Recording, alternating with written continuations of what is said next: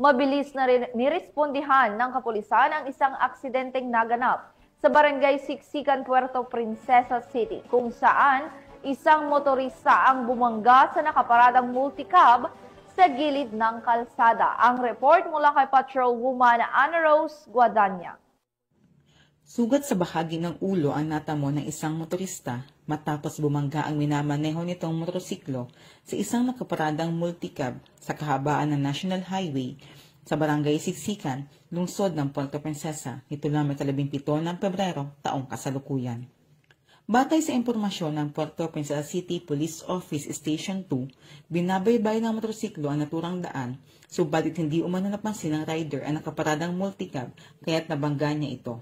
Maswerte namang napadaan ang mga kawani ng Provincial Disaster Risk Reduction and Management Office sa pinangyarihang lugar at agad nilapatan ng paunang lunas ang sugatang motorista.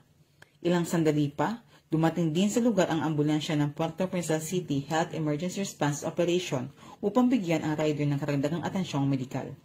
Samantala, dagdag pa ng Police Station 2, agad ding nagkaayos ang driver ng motorsiklo at multicab matapos ang naturang insidente. Mula dito sa Home of the Police Eco Warriors, Calapan City, Oriental Mindoro, ako inyong PNN correspondent, Patrolwoman Ana Rose Guadagna, alagad ng batas, tagataguyod ng balitang pulis.